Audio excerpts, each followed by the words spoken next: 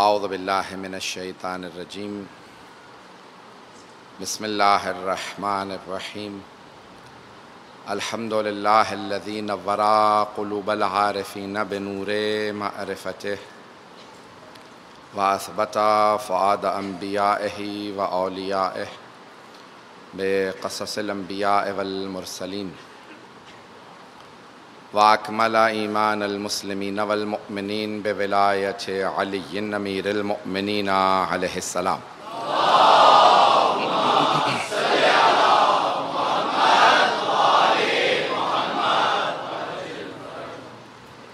والصلاة والسلام والتحیۃ والاکرام علی افضل الموجودات العبد المؤید والرسول المسدد المصطفى الامجد المحمود الاحمد اعنی ابا القاسم محمد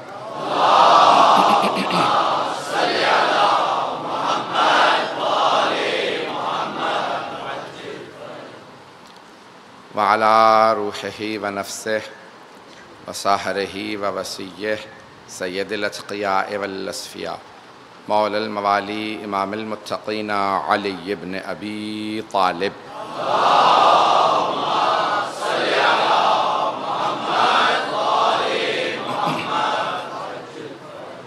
وعلى اوصیائه لا سیما بقیت اللہ فی الارضین روحی وارواح العالمین لتراب مقدمہ الفدا واللعنة الدائمة على أعدائهم أجمعين من الآن إلى قيام يوم الدين أما بعد فقد قال سيد الساجدين وزين العابدين عليه السلام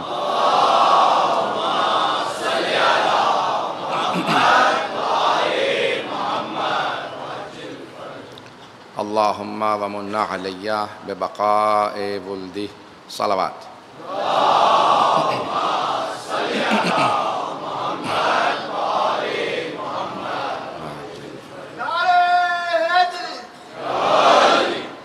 صحیفہ سجادیہ کی مختلف دعاؤں کا خلاصہ آپ کے سامنے پیش کر رہا ہوں، اور جو ان دعاؤں میں امام علیہ السلام نے ہمیں مفہوم پیش کیا ہے کہ کن چیزوں کو خدا کی بارگاہ میں مانگنا چاہیے۔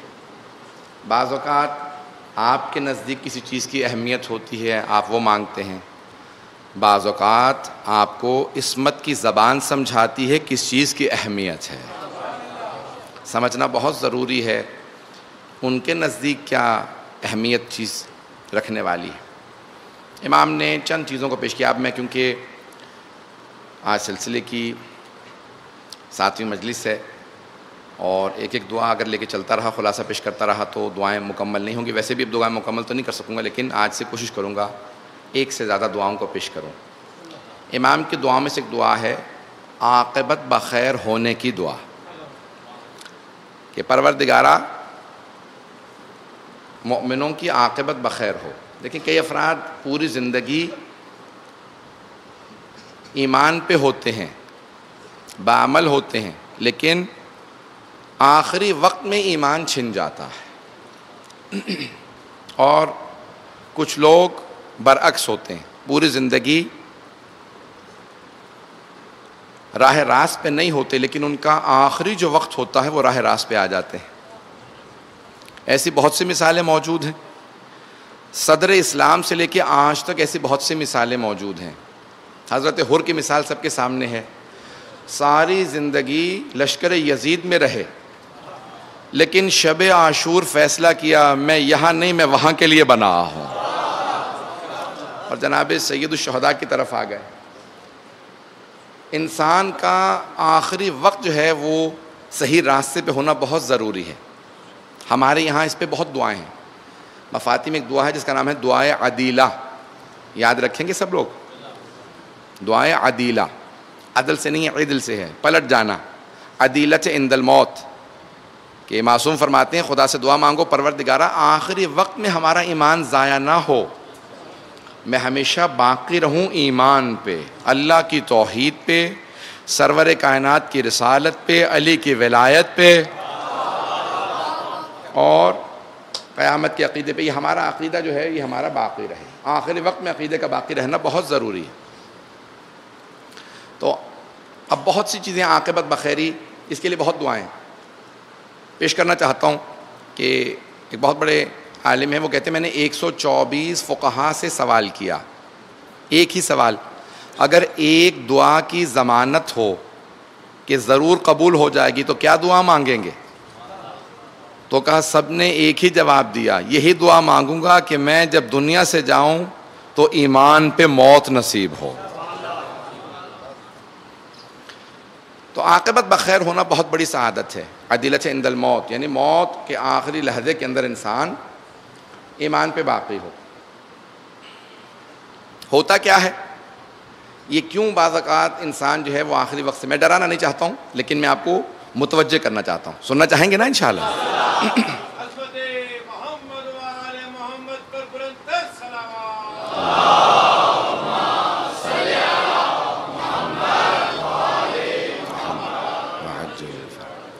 ہوتا یہ ہے کہ لوگ غیر محسوس طریقے سے اپنے ہی دل کے اندر خود بخود کچھ چیزوں کی پرستش کرنے لگتے ہیں، انہیں پوجنے لگتے ہیں، ان کی عبادت کرنے لگتے ہیں، اور انہیں پتہ بھی نہیں چل رہا ہوتا میں اللہ کی عبادت میں نہیں ہوں، میں اس شے کی عبادت کرنے لگا ہوں، میں خواہشات کا بندہ بن چکا ہوں، میں شہرت کا بندہ بن چکا ہوں، میں دولت کا بندہ بن چکا ہوں۔ یہاں تک کہ قرآن کی آیت ہے افرأیت الذی اتخذ الہہ ہواہ، اے میرے حبیب آپ نے ایسے لوگوں کو بھی دیکھا متوجہ ہوئے کہ جو اپنے ہی ہوائے نفس کو اپنا خدا بنائے بیٹھے ہیں، اپنے ہوائے نفس کو خدا بنا لیتے ہیں، خواہشات کو اپنا خدا بنا لیں۔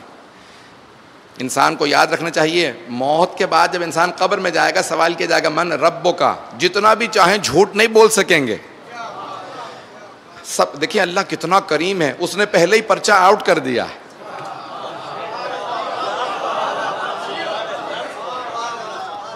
پتہ نہیں مجھے پاکستان میں ابھی بھی قانون ہے یا نہیں ہے، ہوں پاکستانی ساری زندگی باہر گزر گئی، بچپن میں والدین باہر لے گئے تھے تو ہمیشہ کہتے تھے کہ اگر پرچہ آؤٹ ہو جاتا تھا تو کہتے تھے اب پرچہ نہیں ہوگا کیونکہ پرچہ آؤٹ ہو گیا۔ بات پہنچ رہی ہے؟ ابھی بھی ایسا ہی ہے قانون، کہتے ہیں میٹرک کا پرچہ آؤٹ ہو گیا، ابھی میٹرک کے پرچے نہیں ہوں گے، وہ انگریزی کا پرچہ آؤٹ ہو گیا، سب نے یاد کر لیا ہوگا جواب۔ اللہ کتنا کریم ہے، اس نے پہلے ہی پرچہ آؤٹ کر دیا، سب کو بتا دیا قبر میں یہی سوال ہوں گے۔ اب اگر کوئی پھر بھی غلطی کرے تو امیر المومنین فرماتے ہیں مجھے تعجب ان پہ نہیں ہے جو جنت میں چلے جاتے ہیں، تعجب ان پہ ہے لوگ جہنم میں کیسے چلے جاتے ہیں۔ وہ کریم ہے، اس نے سب کو بتا دیا یہ سوالات ہوں گے، پھر بھی اگر کوئی اپنی اصلاح نہ کرے۔ اب اس نے کہا من ربک، پوچھا جائے گا تمہارا رب کون ہے۔ مرنے کے بعد سب نے پوری زندگی یاد کرتے رہے اللہ ربی اللہ ربی، یہ لقلقہ لسانی نہ ہو۔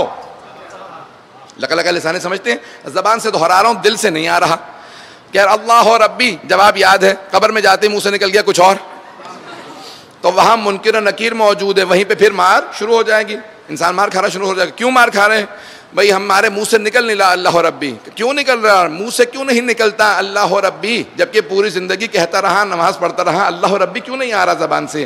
کہا کیونکہ زبان پہ اللہ تھا، دل میں نہیں تھا، دل میں اس کا ہونا ضروری ہے۔ اللہ ربی خود بخود آئے گا جب انسان کے دل میں ہو۔ عزیزان گرامی اس لیے بہت ضروری ہے کہ انسان اللہ ربی اس کو اپنی زندگی میں لے کے آئے، کیونکہ اب آپ بہت سے خاموش ہو گئے، چند مثالیں دے دوں گا تاکہ بات واضح ہو جائے۔ چند ایک مثالیں دے رہا ہوں، بہت بزرگ علماء نے پیش کی ہیں، خاص طور سے میرے بزرگ بھی ان کو سنیں گے تاکہ نوجوانوں کی اصلاح کرتے رہیں، بچوں اور نوجوانوں کے لیے، اپنے بھائیوں کے لیے پیش کر رہا ہوں۔ ایک ڈاکٹر ہے، دو ڈاکٹر ہیں، چلیں سادہ سی مثال دوں، دو ڈاکٹر ہیں، ایک ہے کہتا ہے میں مسلمان ہوں، موحد ہوں، خدا کو مانتا ہوں، دوسرا کہتا ہے میں خدا کو نہیں مانتا۔ دونوں کے پاس دو مریض چلے جاتے ہیں، دونوں کہتے ہیں میں بہت سخت بیمار ہوں، علاج کے پیسے نہیں ہیں۔ وہ جو ڈاکٹر خدا کو نہیں مانتا وہ کہتا ہے اب میری کمائی کا وقت ہے، اس کا علاج صرف میں جانتا ہوں، جتنا ہو سکتا ہے اس سے کماؤں گا کیونکہ علاج مجھے آتا ہے۔ لیکن اگر خدا کو ماننے والا ہوگا وہ کہے گا اب کمائی کا وقت نہیں رہا کیونکہ میں ہی علاج جانتا ہوں، بچانا واجب ہو گیا۔ پتہ نہیں بات پہنچ رہی نہیں، بچانا واجب ہو گیا۔ ایک وکیل ہے، اس کے پاس ایک آدمی گیا، کہا بھئی میں بے گناہ ہوں لیکن ثابت نہیں کر پا رہا۔ اگر وہ خدا کا ماننے والا ہے تو وہ کہے گا کہ بھئی اب اس کی جان بچانا واجب ہے کیونکہ میں جانتا ہوں بے گناہ۔ لیکن اگر کوئی خدا کو نہیں مانتا ہوگا وہ کہے گا نہیں یہ میری کمائی کا وقت ہے کیونکہ میں بچا سکتا ہوں۔ عزیزان گرامی فرق دیکھ رہے ہیں توحید میں؟ اگر بات پہنچ جائے، اگر پہنچا پاؤں ان باتوں کو. تو عزیزان گرامی، کوئی ضرورت مند آ جائے، کسی کی ضرورت سے ناجائز فائدہ اٹھانا یہ انکار توحید ہے. ضرورت میں کام آنا توحید کا ماننا. سرور کائنات سے کسی نے کہا کہ یا رسول اللہ، یہ جو آپ نے بار بار کہا ہے کہ اگر ہمسایہ بھوکا سو جائے تو تم بھی گنہگار ہو. ہمسایہ اگر بھوکا سو جائے تو تم گناہ میں شریک ہو سے بھوکا رکھنے کے.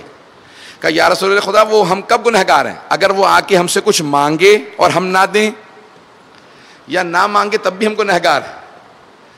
کہا اگر جانتے ہو ضرورت مند ہے اور تم مجبور کرنا چاہتے ہو تو تم توحید کے ماننے والے نہیں ہو. توحید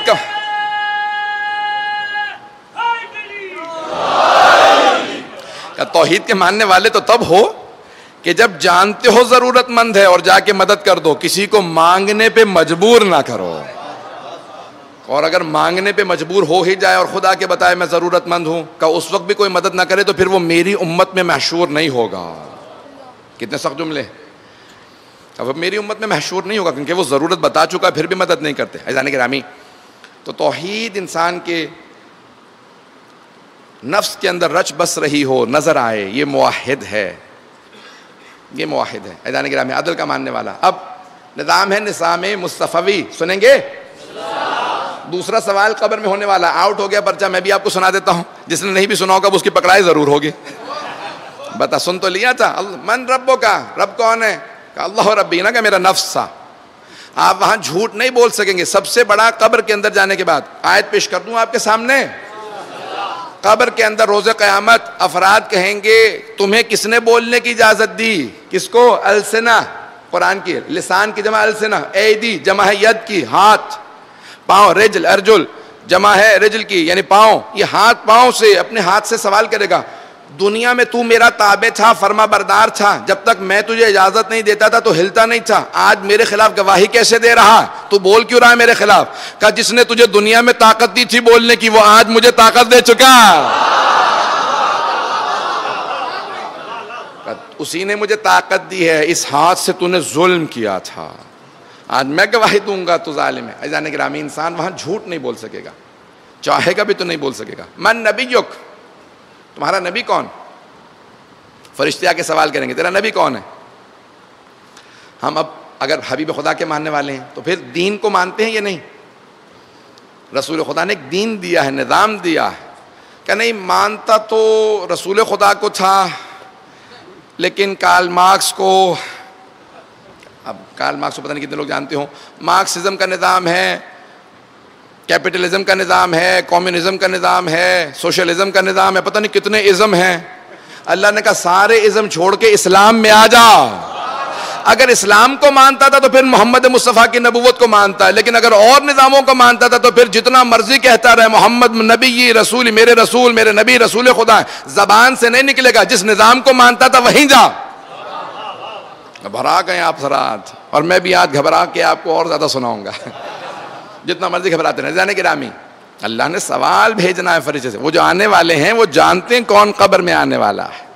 من نبیک، کون ہے تمہارا نبی؟ سوال ہوگا. کسی ازم کا ماننے والا نہیں بخشا جائے گا، صرف اسلام کا ماننے والا. تیسرا سوال کیا ہوگا؟ من امامک، تیرا امام کون ہے؟ پیشوا کون ہے؟ امام سمجھتے ہیں پیشوا، جس کے انسان راستے پہ چلتا ہو، جس کے راستے پہ چلتا ہے نا، کہ اس کے راستے پہ چلتا ہوں. آپ نے دیکھا ہے آج کل بچے کیا کرتے ہیں کہ بھئی یہ سپورٹس پلیئر مجھے پسند ہے، یہ کرکٹر، یہ ویسے ہی بال بنائیں گے، ویسا لباس پہنیں گے، وہی نمبر جو اس کا ہے. حلیہ بتاتا ہے یہ کس کا ماننے والا؟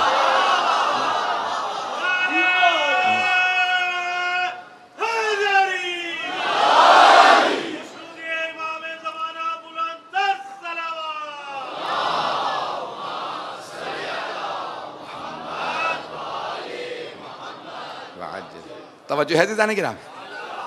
تو عزیزان گرامی وہاں پہ بہت آسان ہو جائے گا. مان اماموں کا علی امامی خود بخود زبان سے آئے گا. برا نہ محسوس کیجئے گا، خود بخود زبان سے آئے گا اگر آپ راہ امیر ان کی اختیار کریں.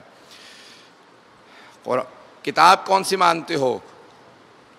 من کتابک، تو آپ کہیں گے القرآن و کتابی، قرآن میری کتاب ہے. کتنی مرتبہ کھول کے دیکھی تھی؟ پتہ نہیں توجہ ہے یا نہیں. ایک جملہ شاید یہاں کہاں میرے ذہن میں نہیں ہے کہ اگر کسی نے پوچھا آپ کے امام سے رابطہ کیسا ہے، بہت بڑے عالم سے پوچھا آقا ہمیں کیسے پتہ چلے ہمارا امام زمانہ سے امام مہدی سے رابطہ کیسا ہے؟ کہ بڑا آسان ہے. کہ نہیں بڑا مشکل ہے، امام غیبت میں ہیں، ہم یہاں موجود ہیں، کیسے پتہ چلے ہمارا رابطہ کیسا ہے امام سے؟ کہ دیکھ لو تمہارا قرآن سے رابطہ کیسا. یہ قرآن صامت ہے، وہ قرآن ناطق ہے. بات پہنچ رہی ہے؟ عزیزان گرامی، پڑھنا نہیں بھی جانتے تو کھول کے دیکھنا تو جانتے ہیں. تو کم از کم جہاں پہ آپ کے گھر سے نکل رہے ہوں وہاں قرآن لگا ہو، آتے جاتے نگاہ پڑے. قرآن واحد کتاب ہے جس کا پڑھنا بھی ثواب ہے، سننا بھی ثواب ہے، دیکھنا بھی ثواب ہے. تو دیکھتے تو رہیں، پتہ تو چلے یہ قرآن کے ماننے والے ہیں، عاشق قرآن ہیں. ہم قرآن و اہل بیت کے ماننے والے ہیں. قرآن و اہل بیت سن رہے ہیں؟ تو عاقبت بخیری کے لیے انسان کے عقیدے کا درست ہونا بہت ضروری ہے. القبلہ، تو آپ کا قبلہ کون سا ہے؟ خانہ کعبہ ہمارا قبلہ. خانہ کعبہ، جواب دیجئے، ہمارا قبلہ ہے. آخری زمانے سے متعلق ہے. دینہم دنانیرہم، ان کے سونا چاندی ڈالر پاؤنڈ پیسے وہی ان کا دین بن جائیں گے. اور قبلہ و کعبہ کون ہوں گی؟ کہا ازواجہم، قبلہ تو ان کی بیویاں ان کی قبلہ کعبہ بن جائیں گی. خدا نہ کرے ایسا نہ ہو کہ انسان کبھی ماں باپ کی توہین کر جائے. خاص طور سے اپنے نوجوان بھائیوں سے، اپنے بچوں سے کہوں گا ادب احترام سے ماں باپ سے پیش آئیں. نماز میں پابندی رکھیں اور تعلیم میں کبھی کوتاہی نہ کریں. علم ضرور حاصل کریں. تو عاقبت بخیری کے لیے ضروری ہے کہ انسان باعمل ہو. امام فرماتے ہیں پروردگارہ عاقبت بخیر ہو، جتنے بھی با ایمان ہیں ان کی عاقبت بخیر ہو. عاقبت آخری وقت کے اندر انسان خیر سے دنیا سے جائے. ایسے بہت سے افراد دیکھے گئے ہیں. کل میں نے جو سالبہ کا واقعہ پیش کیا تھا، پیغمبر نے کیوں جواب نہیں دیا؟ کیونکہ وہ پیغمبر کا انکار معاذ اللہ کر چکے. جو بھی انسان پیغمبر سے پھر جائے اس کا دین ختم ہو گیا. عزیزان گرامی، ضروری یہ ہے کہ انسان اپنی عاقبت کو درست کرتا رہے. پریشان تو نہیں ہو رہے ہیں؟ میں نے کہا تھا 2 دعاؤں کو پیش کروں گا. تو پہلی دعا ہے عاقبت سے متعلق. اس کے لیے ضروری ہے کیا چیز؟ نماز کی پابندی رکھیں. عقیدہ درست ہو، نماز کی پابندی رکھیں اور آیت الکرسی پڑھتے رہیں. یہ جو مجالس میں آ رہے ہوتے ہیں ادب و احترام سے آئیں. ہمارے کتنے اہل سنت بھائی آتے ہیں، کتنے آپ کے ساتھ ادب کے ساتھ آتے ہیں. یہ آپ کی عقیدتیں ہیں جو سب کو کھینچ کے لاتی ہیں. اگر آپ ادب سے پیش نہ آئیں تو کوئی نہ آئے. پیغمبر کے متعلق اللہ کہتا ہے میرے حبیب یہ آپ کا اخلاق ہے جس نے سب کو اپنی طرف کھینچ لیا ہے. اگر آپ ادب سے پیش کوئی بھی یہاں پہ آئے وہ ہمارا مہمان ہے، ہماری سر آنکھوں پہ ہونا چاہیے. جناب سید الشہداء کا مہمان ہمارا مہمان ہے، ہمارے سر آنکھوں پہ ہو. سب کے ساتھ ادب و احترام سے پیش آئیں. تو عزیزان گرامی، تو زندگی کی عاقبت تبھی بخیر ہوگی جب انسان سب سے ادب و احترام سے پیش آئے. میں پیش کرنا چاہ رہا ہوں دوسری دعا کے چند جملے، کیونکہ وقت نہیں ہے. اگر کہیں تو چلتا رہوں آگے. عزیزان گرامی،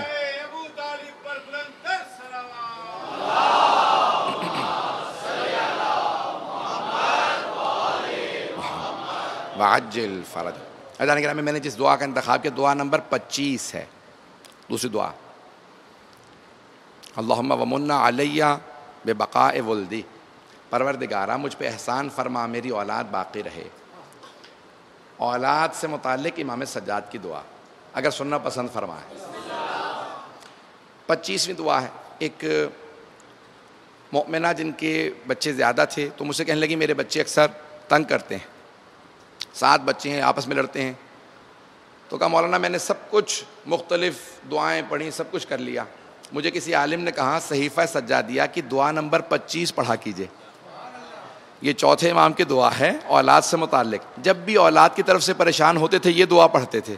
کہ جب میرے بچے بحث رہے ہوتے ہیں، لڑ رہے ہوتے ہیں، میں فوراً جاتی ہوں، وضو کرتی ہوں، اپنے کمرے کا دروازہ بند کر کے زمین پہ بیٹھ کے چوتھے امام کی دعا شروع کر دیتی ہوں.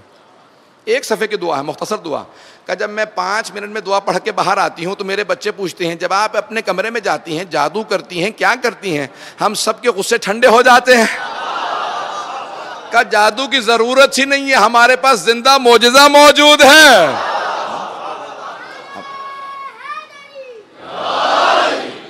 ہمارے پاس قرآن و اہل بیت موجود ہیں.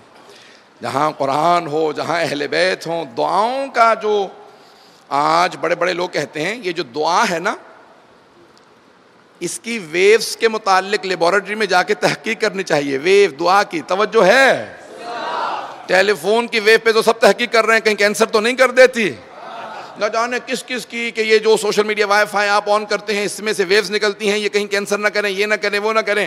آج باقاعدہ بہت بڑے بڑے جو موحد ہیں سائنسدان وہ کہتے ہیں دعا کی ویوز پہ تحقیق ہونی چاہیے. دعا کی ویوز پہ یہ جو دعا ہے, یہاں پہ دعا مانگی گئی ہے, کیا ہے, کہاں تک جا رہی ہے. یہ جو معصوم نے فرمایا, جب پوچھا امیر المومنین سے کسی نے یا علی زمین سے آسمان کا کتنا فاصلہ ہے, مولا نے فرمایا مظلوم کی بس ایک آہ کا.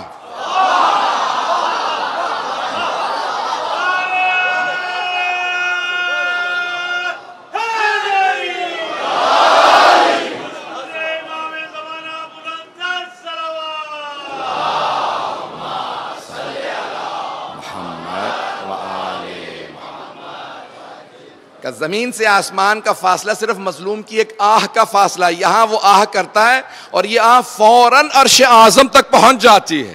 مولا فرماتے ہیں خبردار کبھی کسی مظلوم کو نہ ستانا, اس کے ستانے سے جب وہ آہ کرتا ہے تو عرش الہی ہل جاتا ہے.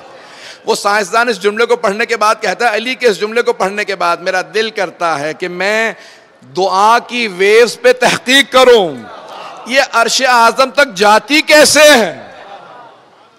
یہاں سے وہاں تک عرش تک یہ انسان کی آواز چلی جاتی. ماں جب دعا مانگتی ہے تو خالق ضرور سنتا ہے. پوچھا کس کس کی دعا حق میں قبول ہے, امام رضا علیہ الصلوۃ والسلام سے.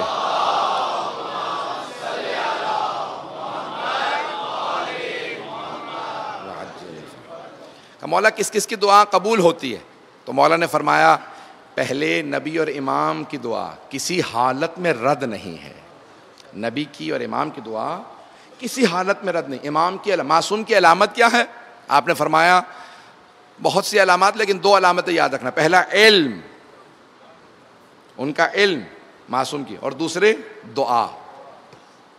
یہاں ہاتھ اٹھیں گے اس سے پہلے کہ ہاتھ نیچے آئیں دعا قبول ہو جائے گی. معصوم کی علامت. کہ مولا امام کی دعا قبول ہے, اور کس کی دعا قبول ہے, کہ ماں باپ کی اولاد کے حق میں دعا قبول ہے. ماں باپ کی اولاد کے حق میں کبھی بھی ماں باپ کو ناراض نہ کریں, ہر حالت میں کہتے رہیں. معصوم سے کسی نے کہا کہ میں نے نذر کی تھی کہ باپ کی پیشانی کا بوسہ دوں گا, ماں کے قدموں کا بوسہ دوں گا یا نہیں. میں نے نذر کی تھی, منت مانی تھی کہ حضرت آدم کی پیشانی کا بوسہ دوں گا, حضرت حوا کے قدموں کا بوسہ دوں گا, کیا کروں. تو معصوم نے فرمایا جا کے اپنے باپ کی پیشانی کا بوسہ دے دے, ماں کے قدموں کا بوسہ دے دے. کہا لیکن میرے ماں باپ کا انتقال ہو گیا ہے, جناب آدم و حوا کی قبریں کہاں پہ ہیں, میں تو مدینے میں ہوں. مولا نے کہا ماں باپ کی قبریں پتہ ہیں, جا کے باپ کے سرہانے کا بوسہ دے, ماں کی پائنتی کا بوسہ دے دے.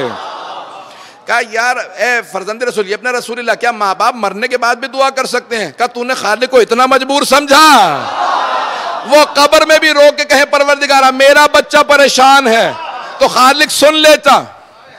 ماں باپ مرنے کے بعد بھی کہہ رہے, عام گنہگار ماں باپ مرنے کے بعد دعا کرے خدا سن لے, تو کیسے ممکن ہے رسول خدا.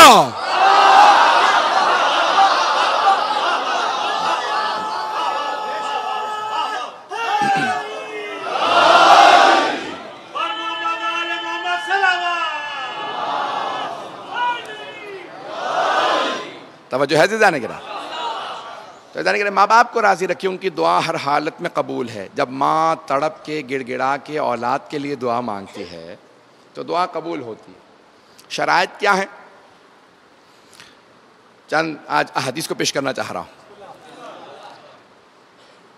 کہا مولا, میں نے اس دن پیش کیا تھا, آج تفصیل سے پیش کرنا چاہ رہا ہوں کہ مولا دعا کیسے مانگے قبول ہو. کہا جیسے ماں سے بچہ دودھ مانگتا ہے. کہ مولا وہ تو بول ہی نہیں سکتا. کہ یہی تو سمجھانا چاہ رہا ہوں, بول کے مت مانگو. بچہ کیسے مانگتا ہے, کہ روتا ہے, گڑ گڑاتا ہے, پورا بدن کانپ رہا ہوتا ہے. ماں سمجھ جاتی ہے بچہ بھوکا ہے. کہا الفاظ ادا نہ کرو, رو گڑ گڑاؤ, اتنا بدن کانپے کہ اللہ سمجھ جائے یہ واقعاً دل سے مانگ رہا. کہ اس سے دل سے مانگو, وہ قبول کرنے والا ہے, رد نہیں کرتا, لیکن مانگو ایسے کہ وہ قبول کرے. کل انشاءاللہ گریے سے متعلق، رونے سے متعلق قرآن کی وہ تمام آیات پیش کرنے کی کوشش کروں گا جو رونے سے متعلق ہیں، کہ یہ کیسا رونا دعا کے وقت کیوں اتنا ضروری ہے۔ ہر موقع محل پہ کہا کہ گریہ عجیب و غریب ہے۔ حضرت نوح، کبھی سوچا نوحہ سے نوح بہت زیادہ گریہ کیا کرتے تھے، جناب نوح بہت زیادہ روتے تھے۔ جناب امیر کے القاب میں سے ہے بکا، کثرت سے بقا کرنے والے، بہت رونے والے۔ سرور کائنات جب شب میں تہجد میں کھڑے ہوتے تھے تو آپ کی ریشیں مبارک تر ہو جاتی تھی۔ یہ رونا بڑا عجیب و غریب ہے۔ دعا میں رونا بہت ضروری ہے۔ ایسے خدا سے مت مانگیں جیسے کوئی ادھار واپس مانگ رہا ہوتا، ایسے مانگیں کہ واقعاً پتہ چلے یہ مانگنے آیا ہے۔ کیسے مانگتے ہیں؟ عزیزان گرامی، تکبر، متکبر کی دعا کبھی قبول نہیں ہوتی، سنیں گے نا؟ متکبر کی دعا کبھی قبول نہیں ہوتی۔ اللہ کے ناموں میں سے ایک نام ہے المتکبر۔ المتکبر، جس سے کوئی بڑا نہ ہو بس اسی کو زیب دیتا ہے تکبر۔ رسول خدا اور اہل بیت نے کبھی تکبر نہیں کیا۔ رسول خدا سے تو کوئی بازمت نہیں ہے، امیر المومنین سے تو کوئی بازمت نہیں، محمد و آل محمد نے بھی کبھی تکبر نہیں کیا۔ اب سوچئے پھر جب انہوں نے تکبر نہیں کیا، جن جیسا کوئی نہیں، تو پھر ہمیں اور آپ کو تکبر کہاں زیب دے گا؟ تکبر نہ کیجیے، تکبر، متکبر کی دعا قبول نہیں ہوتی۔ تو امام فرماتے ہیں کہ اولاد کے حق میں ماں باپ کی دعا قبول ہے۔ کیسے دعا مانگیں؟ ماں باپ سے کہیں میرے لیے دعا کر دیجیے گا۔ راضی کرنے کا طریقہ کیا ہے؟ کہ وہ واقعی دل سے دعا مانگے۔ سن رہے ہیں نا؟ کہیں یہاں پہ ایسے بھی ہوں گے جو خود اولاد والے ہیں اور کئی جن کے ماں باپ ہیں۔ کیسے دعا مانگے یا کیسے کہیں ماں باپ سے؟ تو کہا پیش ایسے آؤ ماں باپ سے کہ وہ خود بخود چہرہ پڑھنے لگے ہیں۔ اگر پہنچا پاؤں یہ جملہ، چہرہ پڑھنے لگے۔ کہا قرآن کو دیکھنا عبادت ہے، کعبے کو دیکھنا عبادت ہے، علی کا یا اہل بیت کا چہرہ دیکھنا عبادت ہے، اور چوتھے ماں باپ کو محبت کی نگاہ سے دیکھنا عبادت ہے۔ یا رسول اللہ، یہ آپ نے ماں باپ پہ شرط کیوں رکھی محبت کی نگاہ سے؟ دیکھنا نہیں کہا، کہا غضب سے مت دیکھنا، محبت سے دیکھنا، احترام سے دیکھنا۔ جب جاؤ گے تو کچھ مانگنے کے لیے بھی کچھ آداب ہوتے ہیں۔ ماں باپ سے جب دعا بھی کہنے لگو تو کوئی پہلے کام کرو۔ کہ اگر خدمت کرنا چاہتے ہو تو گھر کے کاموں میں ہاتھ بٹاؤ۔ نہیں، نوجوان کو اجازت نہیں دے رہے ہیں، مجھے سارے نوجوانوں کی توجہ چاہیے، میرے بھائی، میرے بچے خاص طور سے۔ کہا کوئی ماں باپ سے کام نہ کہو یہ کام کر دیں، ماں سے باپ سے کوئی کام، لیکن ایک کام اگر چاہتے ہو کہ اس کا ثواب ماں باپ کو ملے تو بس انہی کو دینا۔ کم ماں باپ کو ثواب کہاں، کوئی کام نہ کہو ماں باپ کو، لیکن ایک کام کا ثواب ماں باپ کو۔ کہا پانی پلانے کا ثواب کسی کو دینا ہے تو ماں باپ کو دو۔ یہ بہت بڑا کام ہے۔ لیکن جب ماں باپ سے دعا کے لیے کہو تو کہو پہلے میں کوئی کام کر دیتا ہوں، گھر میں ہاتھ بٹاؤ، کام کرو، وہ دیکھیں واقعاً یہ خادم خدمت گزار ہے۔ جملہ سخت کہہ رہا ہوں، امام جعفر الصادق علیہ الصلوۃ والسلام،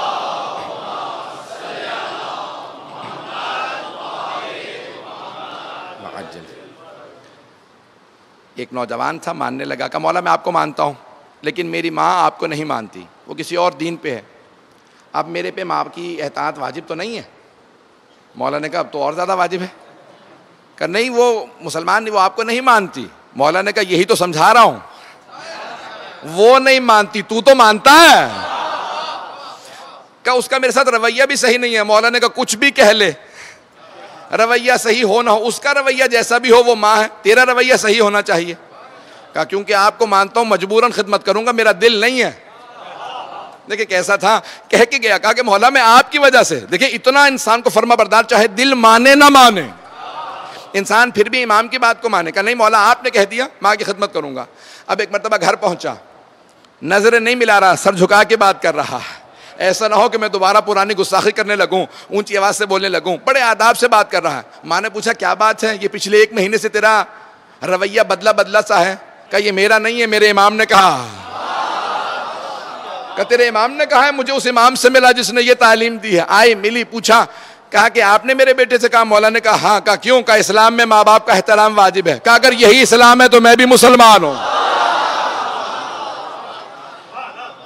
عزیزان گرامی ایسے پیش آئیں. اور پھر بہت سے لوگ کہتے ہیں بزرگوں سے کیوں ہم ادب و آداب سے پیش آئیں, میرے اپنے ماں باپ ہیں ان کا احترام کرتا ہوں. ارے جو دوسروں کے ماں باپ کا ادب و احترام سیکھ لیتا ہے اسے اپنے ماں باپ کا ادب و احترام خود بخود آ جاتا.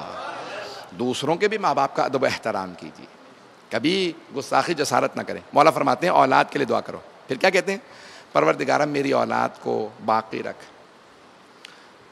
جو چھوٹے ہیں انہیں اتنی زندگی دے یہ بڑے ہو جائیں, جو بیمار ہیں انہیں صحت دے دے. پروردگارہ جو جوان ہیں میرے ان بچوں کو باکمال بنا. کتنا پیارا انداز ہے, دعا کے جملے بتا رہے ہیں اولاد کے لیے مانگنا کیا چاہیے. توجہ کیجئے گا. ماں باپ کہتے ہیں بیٹا بڑے آدمی بننا, کہتے ہیں یا نہیں کہتے, بڑے آدمی بننا. اب بڑا آدمی کیا ہے, جو ماں باپ کہہ دیں گے بچہ وہی مان لے گا. ماں باپ کہتے ہیں بیٹا بڑی گاڑی لے لینا, بڑا مکان لے لینا, بہت بڑا بینک بیلنس بنا لینا. اب بچے کے ذہن میں یہی بیٹھ گیا, بڑا آدمی بننا ہے تو میرے پاس بڑی گاڑی ہو, بڑا مکان ہو, بڑا بینک بیلنس ہو تو میں بڑا آدمی بن جاؤں گا. جب آپ نے بچے کو سمجھایا یہی ہے, پتہ نہیں ہے یا نہیں, جب آپ نے بچے کو سمجھایا یہی ہے کہ بڑا وہی ہوتا ہے جس کے پاس پیسہ زیادہ ہو, جس کے پاس گاڑی بڑی ہو, جس کے پاس مکان بڑا ہو, تو اب بچے کے ذہن میں یہی رہے گا کہ بڑا وہی ہوتا ہے جس کے پاس یہ ساری چیزیں ہوں. عزیزان گرامی معصوم فرماتے ہیں خبردار بچے کو سمجھاؤ بڑا کون ہوتا, ایمان والا بڑا ہوتا. سرور کائنات کے سامنے دو صحابی بیٹھے ہیں, ایک بہت غریب تھے, ایک بہت پیسے والے تھے. جو پیسے والے تھے وہ سامنے بیٹھے تھے, اتنے میں غریب آئے صحابی, وہ ساتھ بیٹھ گئے. کیوں, جو عاشق ہوتا ہے نا شوق ہوتا ہے میں آگے جا کے بیٹھوں, پتہ نہیں ہے یا نہیں. بار بار پیچھے سے اٹھ کے آ رہے تھے, میں سرور کائنات کے سامنے بیٹھوں, مجھے زیارت کرنی ہے. جیسے ہی آ کے بیٹھے وہ جو امیر صحابی تھے انہوں نے اپنی ابا کھینچی کہ یہ غریب ہے, گندے کپڑوں کے اندر آیا, میری ابا کہیں خراب نہ ہو جائے. سرور کائنات کی داڑھی کے بال کھڑے ہو گئے, جنہیں رحمت للعالمین اللہ نے کہا. انہوں نے غضب سے دیکھا کہ اگر یہ غریب تیرے ساتھ بیٹھ گیا تھا کہیں تیری دولت اسے چلی جاتی, تو نے اپنی ابا کو کھینچا. کہا یا رسول خدا میں نے آپ کو کبھی غضب میں نہیں دیکھا, آج آپ بہت غضب میں ہیں, مجھے معاف کر دیں. کہا معافی مجھ سے نہیں, اس سے مانگ جو غریب ہے. تو نے اس کا دل دکھایا تو کہا کہ یا رسول اللہ اگر میں اپنی آدھی دولت اسے دے دوں تو کیا یہ مجھے معاف کر دے گا. سرور کائنات نے فوراً مسکرا کے دوسرے صحابی سے کہا یہ اپنی آدھی دولت تجھے دینے کے لیے تیار ہے, اسے معاف کر دے گا. کہا یا رسول اللہ آپ کی خاطر میں نے اسے ایسے ہی معاف کیا.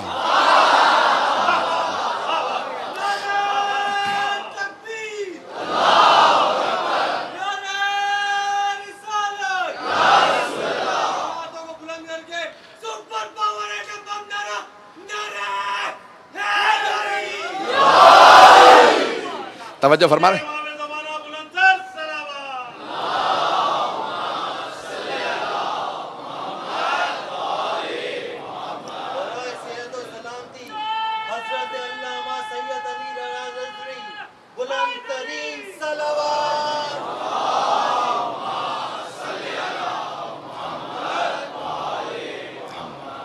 توجہ فرما رہے ہیں ذہن گرام. تو حبیب خدا نے فرمایا صلی اللہ علیہ وسلم نے کہا کہ یہ اپنی آدھی دولت تجھے دے رہا ہے, آدھی اس کی دولت لے کے اسے معاف کر دے گا. مسکرا کے پوچھا, کہا یا رسول اللہ مجھے اس کی دولت نہیں چاہیے, آپ کی خاطر میں نے اسے ایسے ہی معاف کر دیا. پیغمبر نے کہا اسے سمجھا دے تجھے اس کی دولت کیوں نہیں چاہیے. کچھ لوگ پہنچ گئے, یہ نہیں کہا مجھے سمجھا دے, یہ نہیں کہا مجھے سمجھا دے تجھے اس کی آدھی دولت کیوں نہیں چاہیے, دولت آدھی دے رہا ہے تجھے کیوں نہیں چاہیے. بھئی پیغمبر جانتے ہیں میری تربیت کا نتیجہ ہے, تو کہا اسے سمجھا دے تجھے اس کی آدھی دولت کیوں نہیں چاہیے. تو کہا کہ یا رسول اللہ میں نہیں چاہتا کہیں اس کا آدھا پیسہ میرے پاس آئے تو اس کی عادتیں بھی میرے پاس آ جائیں, کہ ایسا نہ ہو کہ عادتیں بھی وہ جو تکبر آنا ہے کہ دھکیل لیتے ہیں. کہ میں تو عادی ہو چکا ہوں, غریب ہوں, مجھے ویسے ہی لوگ دھکیلتے رہتے ہیں, میں برا نہیں مناتا. سرور کہنے کا تو برا منائے نہ منائے میں برا مناتا ہوں, کوئی غریب کو کیوں دھکیل دیتا ہے. ایسا کہ ہمیں تربیت یہ ہے, بچوں کو نہ بتائیں کہ بڑا آدمی کیا ہوتا. بڑا آدمی وہ ہوتا ہے جس کے پاس اخلاق بڑا ہوتا ہے, جس کا کردار بڑا ہوتا ہے, جس کا ایمان بڑا ہوتا ہے. ایسا گرامی تو امام نے دعا کے اندر کہا پروردگارہ میرے بچوں کو, جو بچے ہیں چھوٹے ہیں انہیں جوانی نصیب فرما, جو جوان ہیں انہیں باکمال بنا. کمال حاصل کرنا زندگی کا ہدف ہونا چاہیے. اور آج اس بی بی کے بچوں کے مصائب, میں مصائب پہ نہیں آیا, مصائب پہ نہیں آیا اس لیے روک کے کہہ رہا ہوں. اس بی بی کے بچوں کے آج ہم مصائب پڑھنے جنہوں نے اپنے بچوں کی کیسی تربیت کی ہے, جناب زینب کبریٰ کہ اون محمد علیہ السلام یعنی اتنے با کمال ہیں, جانتے ہیں حسین ابن علی امام وقت ہیں, ان پہ اپنی جان قربان کرنے کا انسان کے لیے بڑا مشکل کام ہے. دیکھیں اسلام میں 3 چیزوں کے متعلق گفتگو کی ہے, دولت, پیسہ, دوسرے جان, تیسرے آبرو, عزت. غور سے سنیے گا, آج میرا سینہ ساتھ نہیں دے رہا, میری آواز زیادہ بری تو نہیں محسوس ہو رہی ہے؟ عزیزان گرامی 3 چیزیں ہیں, نوجوانوں کے لیے خاص طور سے پیش کر رہا ہوں, دولت, زندگی, جان, اور تیسرے عزت, آبرو. دولت قربان کرنا بہت آسان ہے. اسلام پہ دولت قربان کرنا بہت آسان.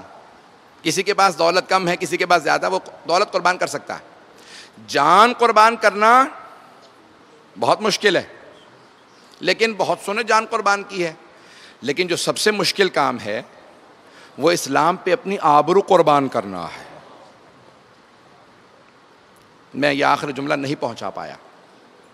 اپنی آبرو قربان کرنا, ہر آدمی چاہتا ہے مجھے اونچے مقام پہ بٹھایا جائے, مجھے صاف جگہ پہ بٹھایا جائے. ہر آدمی عزت آبرو چاہتا ہے. کوئی نہیں چاہتا مجھے قیدی بنا دیا جائے, کوئی نہیں چاہتا کہ مجھے زمین پہ بٹھایا جائے, زنجیریں باندھ دی جائیں. یعنی گرامی اہل بیت وہ ہیں جنہوں نے اپنی آبرو بھی دین پہ قربان کی ہے. قیدی بھی بنا دیا گیا, ہمیں پرواہ نہیں, ہم دین بچانے کے لیے آئے. اپنے بچوں کو ایسی تربیت دیں, کسی بھی جگہ پہ وہ کبھی بھی دین پہ قربانی دینے میں دریغ نہ کریں. اس نقطے کی طرف خاص توجہ کیجیے گا.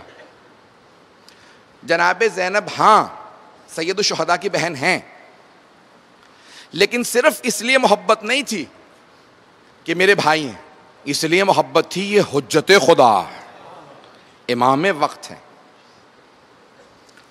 اگر ایک بہن نے اپنے بھائی پہ بچوں کو قربان کیا ہوتا نا, تو پھر وہ ہماری بیویوں کے لیے اسوہ نہ ہوتا, مثال نہ ہوتی, ایگزامپل نہ ہوتی کہ بھئی آپ کو اسی طرح سے اگر وقت آن پڑے دین پہ تو اپنے بیٹوں کو قربان کرنا ہے. لیکن جناب زینب نے کہا نہیں, حجت خدا پہ, امام وقت پہ اپنے بچے قربان کر رہی ہوں, لیکن اگر کبھی بھی اے بیویو کبھی وقت آ جائے امام وقت پہ تو اپنے بچے بھی قربان کر دیے جاتے ہیں. بہت بڑا درس ہے. اگر یہ میں پہنچا پاؤں خصوصاً اپنی ماؤں, بہنوں, بیٹیوں تک, اگر آواز پہنچ رہی ہے, اور میں جانتا ہوں پہنچ رہی ہے. آج ہم ایک ایسے دور سے گزر رہے ہیں جہاں ہر آدمی آسائش اور سہولت چاہتا ہے, لیکن اس کے باوجود بھی آپ ایک سخت فرش پہ کتنی دیر سے بیٹھے ہیں. کون سی شے ہے جو آپ کو یہاں لائی ہے؟ یہ عشق حسین ابن علی ہے. کوئی اور شے تو نہیں لا سکتی آپ کو. آپ نے کبھی سوچا یہ مجھ میں کہاں سے شے پیدا ہوئی؟ توجہ, کبھی سوچا آپ نے یہ مجھ میں کہاں سے محبت پیدا ہوئی ہے؟ یاد ہے وہ دن جب ماں گود میں لے کے آتی تھی؟ یاد نہیں ہوگا. یاد ہے وہ دن جب ماں انگلی پکڑ کے فرش عزا پہ لے کے آتی تھی, جب باپ نے انگلی پکڑ کے فرش عزا پہ پہلی مرتبہ بٹھایا. سلام کریں اپنے ماں باپ کو, ان کے لیے دعا کریں کہ جنہوں نے آپ کو فرش عزا کی تعظیم سکھائی ہے. وہ ماں باپ لائق ستائش ہے. کربلا میں ماؤں کا بہت بڑا کردار ہے, بہت بڑا کردار ہے. نام صرف چند بیویوں کے لیے جاتے ہیں. میں دیکھ رہا تھا کہ جناب امیر کی تقریباً اکثر بیٹیاں میدان کربلا میں موجود تھیں. حضرت علی علیہ السلام کی 8-10 سے زیادہ بیٹیاں میدان کربلا میں موجود ہیں اور اولاد والی ہیں, اپنے بچے قربان کر رہی ہیں. یہاں تک الفاظ ہیں, بی بی کی مولا کی بیٹی کا نام ہے خدیجہ. تو جناب زینب نے جناب ام کلثوم سے کہا بیبیوں سے پوچھو بچے تو ہیں نا سب کے سلامت شام غریبہ میں؟ تو جناب خدیجہ نے آوازے کے کہا کہ بہن میرے دونوں بچے گھوڑوں کی ٹاپوں کے نیچے آ کے شہید ہو گئے. دونوں بچے، دو چھوٹے بچے تھے. نہیں کتنا جذبہ ہے، ماؤں کا جذبہ تو دیکھیں نا آپ. جب جا رہے تھے مدینے سے تو لکھا ہے 42 بچے ساتھ تھے، اور اس سے بھی زیادہ لکھے ہیں بعض نے. اب کوئی نہ میرے ساتھ رونے میں بخل کرے، 42 بچے ساتھ گئے، اور جب واپس آئے تو کہتے ہیں 10 بچے بھی باقی نہیں تھے. کہاں گئے یہ بچے؟ کچھ کربلا میں شہید ہو گئے، کچھ شام میں شہید ہو گئے، کچھ شام کے راستے میں شہید ہو گئے. اگر دیکھ سکیں جہاں تک جا رہی ہے آواز تو میری طرف دیکھیے گا، جو اسکرین پہ دیکھ رہے ہیں، جو گاڑیوں میں سن رہے ہیں، نہیں تو تصور ضرور کیجئے گا. آپ نے سنا ہے نا کہ ماؤں کے ہاتھ پسے گردن بندھے تھے. جب ماں کے ہاتھ پسے گردن بندھے ہیں تو آپ کو پتا ہے بچوں کو پکڑنے کی ضرورت ہوتی ہے. پھر بچے کو پکڑا تو نہیں جا سکتا. ماؤں نے بچوں کو نہیں پکڑا ہوا تھا، بچوں نے ماؤں کو پکڑا ہوا تھا. یہ میرا بچہ ہے، میری گود میں دے دو. بچہ فوراً گلے میں باہر ڈال لیتا تھا، میری ماں ہے. آپ جانتے ہیں نا بچوں کے ہاتھ کمزور ہوتے ہیں. اونٹنیاں چلتی رہتی تھی، بچوں کے ہاتھ چھوٹتے رہتے تھے.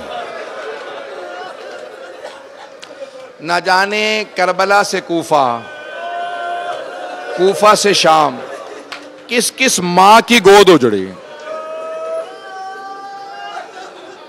پورے رستے بچے گرتے رہے. نہیں میں آرام سے پڑھوں گا آج. میں جب بھی جناب زینب کے بیٹوں کے مصائب پڑھتا ہوں نا، میری اپنی کیفیت بدل جاتی ہے. آج یقین مانے کیفیت بدلی ہوئی ہے. نہ جانے کس کس ماں کی گود اجڑی. سنیں گے جب بچہ ماں کی گود سے گرتا تھا نا تو بعض اوقات اسی ماں کی آنکھوں کے سامنے پچھلے اونٹوں کے پاؤں کے نیچے آ جاتا.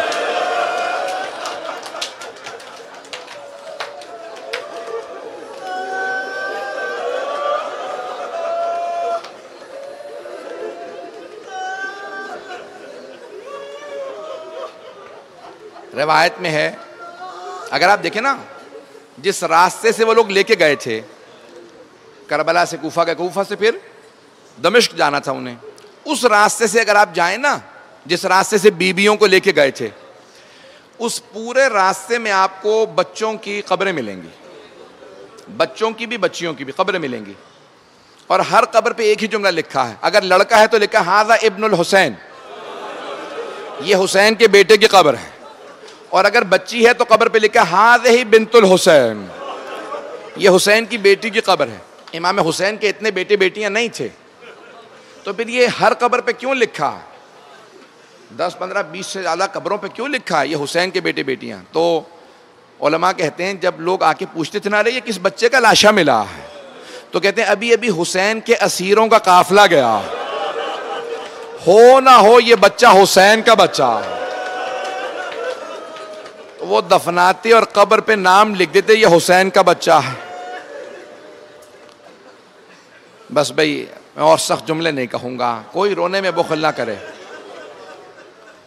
عزیزان گرامی، تو اولاد والے سمجھ سکتے ہیں کہ ماؤں کے کلیجوں پہ کیا گزری ہوگی. ماں سے زیادہ کوئی نہیں چاہ سکتا. شب عاشور ہر ماں اپنے بیٹے کو تیار کر رہی تھی. ایک ماں کہہ رہی تھی علی اکبر، پردیس میں میرا آپ کے بغیر جینا بڑا مشکل ہے. کوئی ماں کہہ رہی تھی قاسم، آپ کے بابا نے وصیت کی تھی کہ کربلا قاسم کو ضرور بھیجیے گا. ایک ماں کہہ رہی تھی علی اصغر، کل تمام جوان خود چل کے جائیں گے، بیٹا میری گود کی لاج رکھ لیجیے گا، میرے دودھ کی لاج رکھ لیجیے گا. سید الشہداء ہر خیمے کے باہر سے گزر رہے ہیں. یہاں تک کہ روایت میں ہے ایک بی بی نے کہا پروردگارہ میرے ہاں اولاد نہیں ہے، اولاد ہوتی تو میں اپنے بیٹے کو بھی بھیجتی. اس سے پہلے کہ امام حسین خیمے میں آتے، مولا نے دیکھا جناب عباس آ گئے اور جناب ام کلثوم سے کہنے لگے کہا بی بی آپ کی طرف سے میں قربانی دوں.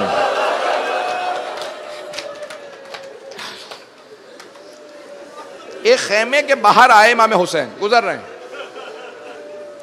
اس خیمے سے آواز آ رہی تھی. ایک ماں, اگر دیکھ سکے تو دیکھیے گا, نہیں تو آنکھیں بند کر کے تصور کریں. ایک ماں, اس کے 2 بیٹے ہیں, بیٹوں کے بالوں میں ہاتھ ڈال کے سنوار رہی ہیں. ہاتھوں سے بال سنوار کے ایک ہی جملہ کہتی ہوں, میرے شیرو تم جعفر طیار کے پوتے ہو, تم حیدر کرار کے نواسے ہو, میرے شیرو تمہاری رگوں میں بڑے بڑے دلیروں کا خون ہے. اے میرے بچوں, جناب زینب کبریٰ کہہ رہی ہیں اون محمد سے, اے میرے بچوں میں جانتی ہوں تمہارے دادا تمہارے نانا دونوں بہت شجاع تھے, شیر تھے.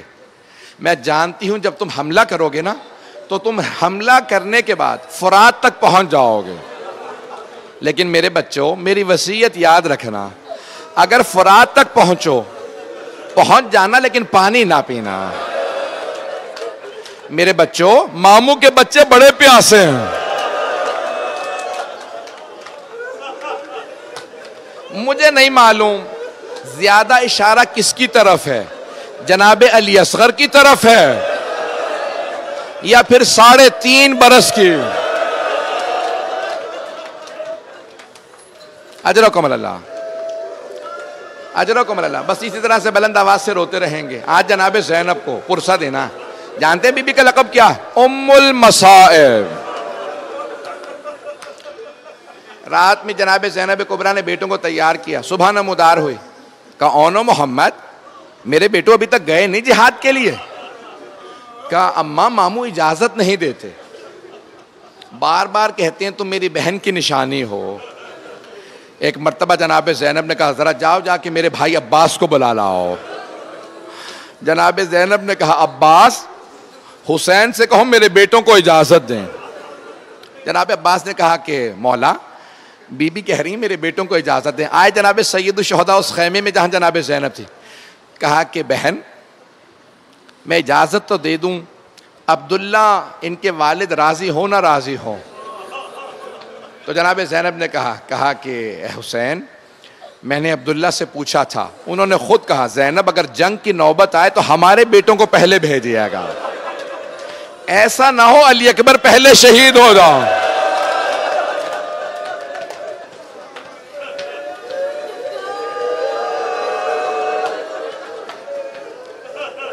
روک کے یہاں پہ ایک جملہ کہوں میں مصائب پڑھوں گا, بہت پڑھوں گا آج. میں بڑے سخت جملے کہنے والا ہوں, مجھے معاف کر دیجئے. سوگنا والے محمد میں ایک روایت ہے کہ جب جناب زینب مدینے واپس چلی گئی نا تو جناب عبداللہ ابن جعفر طیار نے, آپ کے شوہر نے سوال کیا, کہا زینب مجھے لوگوں نے بتایا ہے کہ جب ہمارے بیٹوں کے لاشیں آئے تو آپ نے گریہ نہیں کیا تھا. جناب زینب کبریٰ سلام اللہ علیہ نے کہا اے عبداللہ آپ نے بالکل صحیح سنا, میں نے اون محمد کے لاشوں پہ گریہ نہیں کیا تھا. جناب عبداللہ نے پوچھا زینب کیا میں آپ سے پوچھ سکتا ہوں آپ نے کیوں گریہ نہیں کیا؟ جناب زینب نے رو کے کہا عبداللہ مجھے بھائی سے حیا آتی تھی, میرا بھائی یہ نہ سوچے میری بہن کے دونوں بیٹے مارے گئے.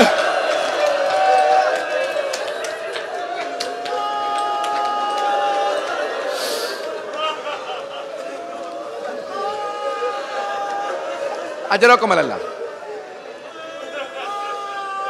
بس بھئی جناب سید الشہداء نے دونوں شہزادوں کو اجازت دی, دونوں جناب اون محمد چلے. ایک بیٹے کو جناب سید الشہداء نے بازو پکڑ کے سوار کرایا گھوڑے پہ, دوسرے کو جناب عباس نے سوار کرایا. دونوں نے حملہ کیا, ایک نے میمنے پہ دوسرے نے میسرے پہ حملہ کیا. ایک نے دوسرے کو آواز دی, کہا بھائی حملہ کر کے قلب لشکر پہ ملتے ہیں اور ماموں کے دشمن عمر سعد کا قتل کر دیتے ہیں. جب دونوں قریب آئے نا قلب لشکر پہ, عمر سعد نے کہا پوری فوج سے کہو حملہ کرے. جب ساری فوج آئی نا تو اچانک کسی ایک نے سر میں گرز مارا, دوسرے کے تلوار لگی, دونوں بچے زمین پہ آ گئے. دونوں نے آواز دی, دونوں نے آواز دی, مامو جان ہماری مدد کو آئی ہے. جناب سید الشہداء بہت تیزی سے دونوں کے لاشوں پہ پہنچے. تو میں نے روایت میں دیکھا ایک بچے میں ابھی رمق باقی تھی, دوسرے کی شہادت ہو چکی تھی. تو جب ایک سے جس میں رمق باقی تھی نا, تو انہوں نے کہا مامو جان ہماری ماں کو ہمارا سلام کہہ دیجیے گا, کہیے گا اماں ہم دونوں نے آپ کی وصیت پہ عمل کیا تھا. اماں ہم فرات تک گئے تھے لیکن ہم نے پانی نہیں پیا تھا.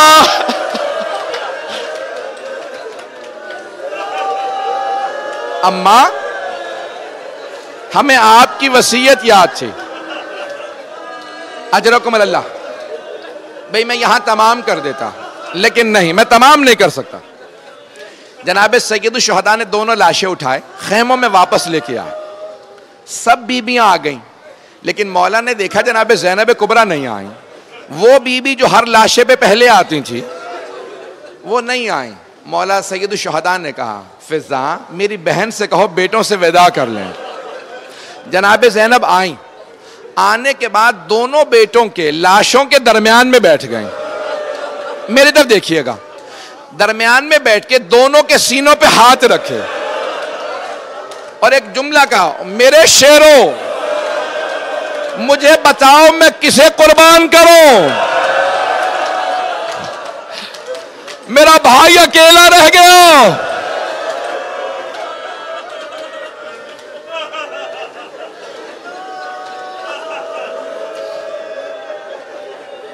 بس بھائی 3 سے 4 منٹ کی زحمت دوں گا. ایک مرتبہ عاشورہ ختم ہو گیا, 11 محرم کا دن نکلا, بیویوں کو قیدی بنایا گیا, اونٹنیوں پہ سوار کیا لے جایا جا رہا تھا. آپ نے دیکھا ہے اونٹنی کی پشت بلند ہوتی ہے. جناب زینب بیٹوں کے لاشوں پہ نہیں گئی تھی لیکن جب جا رہی تھی نا کوفے تو اونٹنی کی پشت سے دیکھا 2 لاشیں پڑے ہیں. جیسے ہی لاشوں پہ نگاہ پڑی بیوی کی, بیوی نے لاشیں دیکھے آنکھیں بند کر لی. آنکھیں بند کر کے کہا آنو محمد خدا حافظ.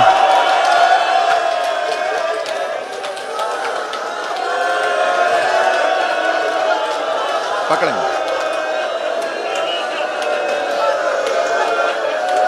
آنو محمد خدا حافظ. بھائی ابھی میں نے پڑھنا ہے, ابھی تو میں پڑھوں گا, ایسے روئیں گے تو کوئی بے ہوش ہو جائے گا. سنیں, سن کے روئیے گا. بس بھائی بی بی کربلا سے گئیں, بیٹوں کو یاد نہیں کیا, کوفے چلی گئیں, بیٹوں کو یاد نہیں کیا. شام پہنچی, شام میں بی بی کو رہائی مل گئی. جب رہائی ملی نا تو کہا کہ شہداء کے سر واپس کر دو. ساری روایت کو میں نے چھوڑ دیا. شہداء کے سر واپس کر دو. شہداء کے سر آنے لگے. پہلا جو سر آیا بڑا ننھا سا سر تھا. جناب رباب نے کہا لاؤ علی اصغر کا سر. برقعے کے دامن میں لیا. نہیں ابھی نہیں.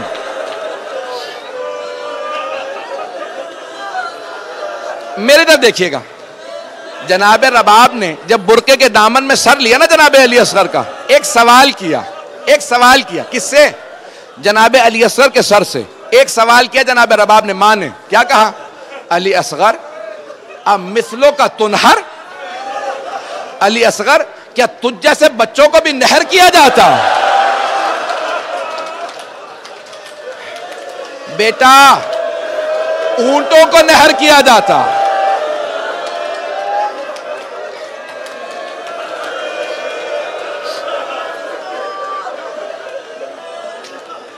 میں نے سارا مصائب چھوڑ دیا. شہداء کے سر آتے رہے, بیبیاں سر لیتی رہیں. اتنے میں 2 سر اکٹھے آئے. جو سروں کو لے کے آیا تھا نا, جیسے ہی وہ سر لے کے آیا, بیبیوں نے سر دیکھے, پھر جناب زینب کو دیکھا. جناب زینب نے سر دے کے سر جھکا لیا. آنے والے نے سوال کیا ان دو سروں کی وارثہ کون ہے؟ کوئی بھی جواب نہیں دے رہی. اس نے دوسرا سوال کیا مجھے اتنا بتا دو کیا ان دو سروں کی وارثہ خیموں میں جل کے مر گئی ہے؟ اب جناب فضہ سے رہا نہ گیا. کہا یہ دو سر مجھے دے دو، یہ میری آقا زادی کے بیٹے ہیں. جناب فضہ آئیں جناب زینب کے پاس. کہا بی بی بیٹوں سے ودا تو کر لیں. جناب زینب نے کہا فضہ میں علی کی بیٹی ہوں، صدقہ دے کے واپس نہیں لیتی.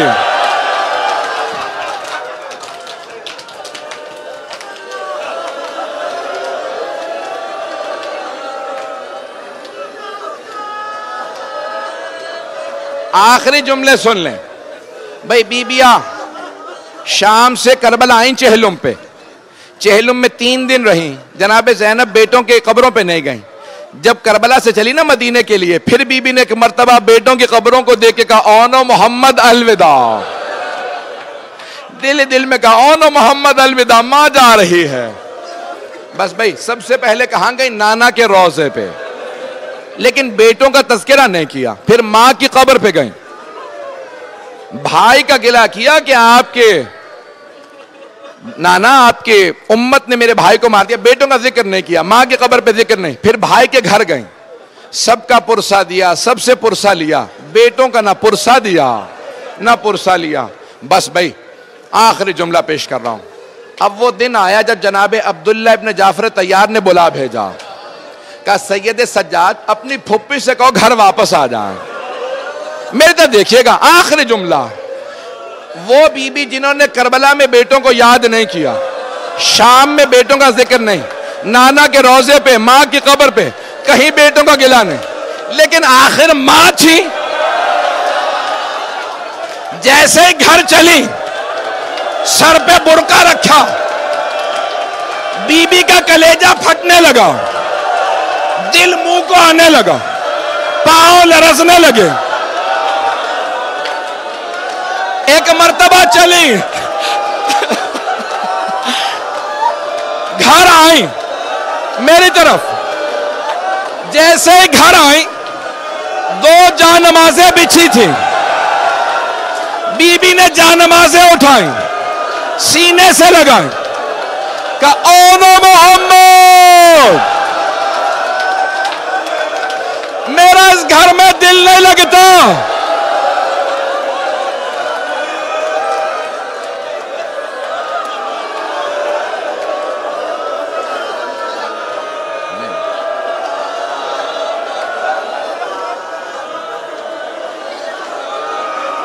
میرا بھائی بے ہوش ہو گیا. الا لعنۃ اللہ علی القوم الظالمین وَسَيَعْلَمُ الَّذِينَ ظَلَمُوا أَيَّ مُنْقَلَبٍ يَنْقَلِبُونَ. ہاتھ جوڑ کے ایک جملہ، صرف ایک جملہ کہوں گا، میری طرف دیکھیے گا، ہاتھ بلند کیجئے گا. جناب زینب نے مسلح اٹھا کے سینے سے لگائے، ابھی بیٹھ کے رو رہی تھی. اتنے میں جناب عبداللہ ابن جعفر طیار آ گئے.